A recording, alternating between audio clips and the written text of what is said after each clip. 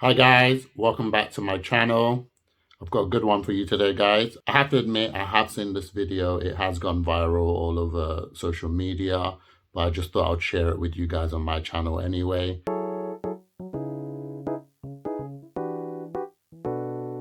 Before I get into that, guys, please leave a like on the video, comment and sub, and remember to share the video as well.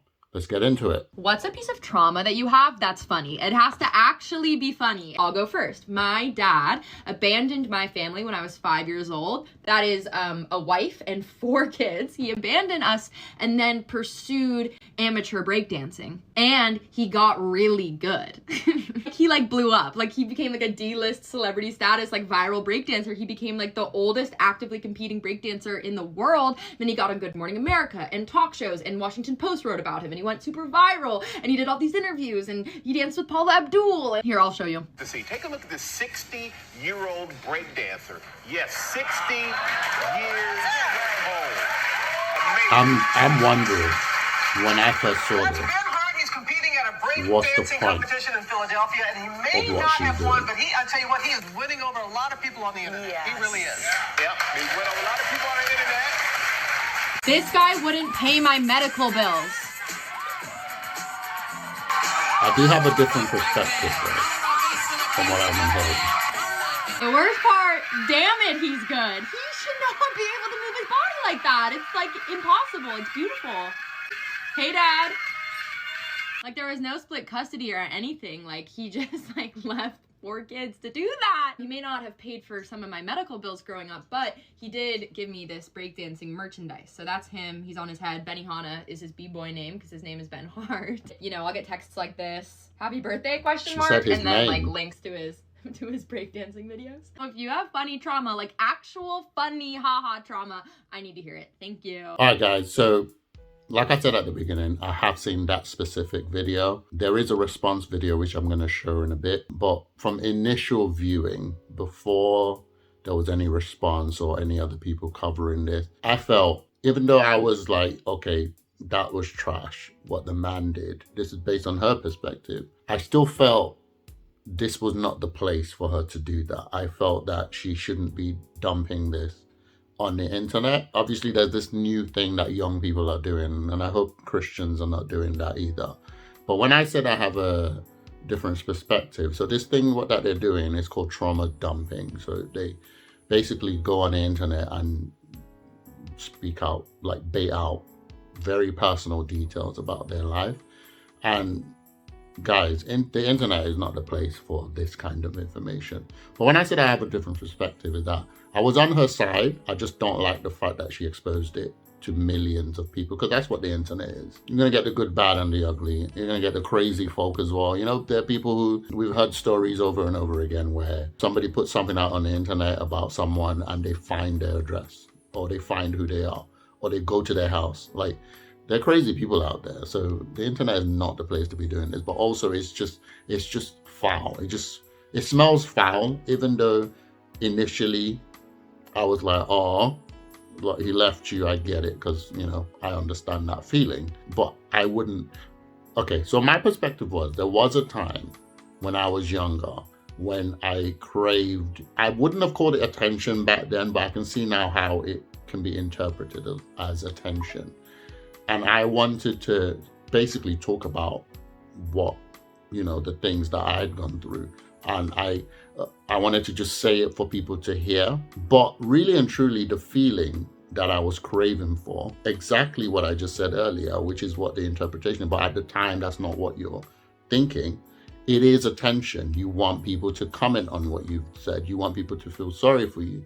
You want people to be you want people to kind of hail you, tell you you're great, tell you, that's what you're looking for. And this type of feeling tends to come with children who are fatherless, or children who are deficient in a certain aspect of parental love. So this can be a mother that's missing as well. So it's not just a father being missing. When a mother is missing, that child is missing a particular type of love. So he craves that love. Just like when a father is missing, he craves that love as well. So you get to a point where you need that affirmation. That's the word I was looking for. You need somebody to just clap for you. And normally you can get that from your father or your mother. Ideally, both, right? But there's something about a father putting his hand on his child and going, well done. It means everything. But yeah, that's my take when I first saw the video. But then now, guys, there's been a response from the father, and that's the one that I actually wanted to react to with you guys. I've heard about it, but I haven't actually watched it. Let's go. Like links to his breakdancing video. That's true. If you have funny trauma, like actual funny haha trauma, I need to hear it. Thank you. Okay, in many ways I love this video. And of course, I love my daughter Maddie. And we get along great. At least I think we do. But a few corrections are in order, or at least a few things that need to be put in context. Okay. First, I can see that as a 5-year-old, Maddie would see her dad as having abandoned the family. One day I was living there, the next day I wasn't. And that will look like abandonment to a child. But married couples do get divorced about half the time in America. And I was just living a mile or so down the street in LaGrange, Illinois. We just weren't living under the same roof. Okay. Now, about not paying medical bills, that's just not correct. Here was the financial arrangement of the divorce. Maddie's mom, my ex-wife, got $2 million at the get-go, out of the gate, a lump sum payment. He's rich, Plus, I then. was paying her $18,000 per month in child support and alimony. Wow. This was later reduced to $12,000 per month. And of course, I paid health insurance and out-of-pocket medical costs. I Okay. also put $600,000 into the kids' college fund. In all, I paid out about $5 million to my ex-wife to cover Damn. costs for her and the kids. And this is in 2005 dollars. So He's add definitely 50% rich. to account for inflation. In other words, I was not a deadbeat dad at all. And by the way, Maddie did not say that in her video. But a lot of the comments assume that and say that. Now, of course, there was no way for Maddie to He's know how defending much I was himself, paying basically. because she was a kid. This wasn't something I talked about. Also, remember that I was living 1 mile down the road from the kids in LaGrange, Illinois. Sidewalks all the way. An easy walk or bike ride. Okay. I saw the kids all the time. Okay. No I was about to abandonment, say. just a divorce. Was I at fault in the divorce? Yeah, I would say I was about 70% at fault. I own that. Maddie's mom and I were really did not you do? compatible in many ways. We were compatible in some ways, but not in other ways. Maybe he cheated. Do I regret marrying Maddie's mom? No, absolutely not. If I had not married Maddie's mom, Maddie and her 3 siblings would not have been born. They would not have existed. The kids have turned out great. Maddie graduated from Northwestern University and is a screenwriter in Hollywood. Maddie's older sister Tori is a partner at a hedge fund on Wall Street. She's a She's getting screenwriter. rich. Maddie's younger In sister Hollywood. Olivia just graduated from college and is teaching English to first graders in Thailand. So these kids are Her not older abandoned. brother Peter is getting a master's degree in psychology. They're not I small get along people. great with all my kids, including Maddie. At least I think I do. So the kids are doing just fine despite this Dad's family many is shortcomings. quiet. One other slight correction, which I hesitate to even bring up because that's I love rich. the way Maddie That's not did what I'm this looking in for. her video. I did not abandon the family for breakdancing. I have a career. I'm in the advertising business, built an ad agency. That's how I was There able to you afford to go. pay That's Maddie's why mom he's rich. $5 million. Maddie's mom and I separated in 2004 and divorced in 2005. I took up breakdancing entirely by accident in 2012 as a way to get in shape at the Right. age of 54. I then just kept doing it. I'm now age 66. Now, some of you might be wondering, can he still breakdance at age 66? Well, I don't know. Let's see. No, is he gonna breakdance? Yeah, he's gonna do breakdance. Are you serious? Whoa, okay, alright. Oh, he still got it at 66, damn. Woo! There's something about watching old people do like really, really strenuous stuff. You just feel like they're gonna break. I'm sorry. You're just like, oh. Hey, okay. Woo, nice. So the bottom line is this. I At thought first, the I really video did was not over. like Maddie's video at all. But I was biased by all the negative comments that I was greeted with at 6 a.m. in the morning in my social media feed. Wow, you see? But the more I watch the video, They found the him. more I like it. And her video certainly is true from her perspective, even though a few details are off. No doubt because of what she heard from her mom. And I do think it's a great storyline. that a 54-year-old dude left his family to pursue breakdancing, even if not quite true, factually. But perhaps it speaks to a bigger truth, a truth that is really truer than the actual facts of the matter. This could be a very funny movie plot. So maybe Maddie will make this movie about her 66-year-old breakdancing dad. Also, as I scroll through the 12,000 comments on Maddie's video, I really like most of them. Some are hilarious. Here are a few I'll read at random. This one is from someone named Ro, and she says, "My mom abandoned me as a kid to join a Renaissance fair across the country." All right, I felt like he was trolling at that very last part. It was like, make the movie anyway, even though it's not true. That's literally what he just said, make the movie even though it's not true. So essentially, him making that response kind of destroys the narrative that she went with. And this is the thing, even if he didn't, guys, she still sounded slimy in that video. I'm sorry. Before I saw this response, I did not like that video at all because it just seemed very disingenuous. The way she did it was not in any way sincere, right? It was just, especially with the exposing of his name, showing the video, pointing at his text that he sends, which is more focused on dance than her. It was just very slimy. Do I think the dad was right? I don't need to answer that question because he's answered it himself. He's already owned saying that, look, the divorce happened because of me, and I know that her perspective is from a 5-year-old child, so I get it. I just needed to correct a few of the information, which for me, I'm okay with that. I'm okay with the video in that sense because he kind of took the heat off her.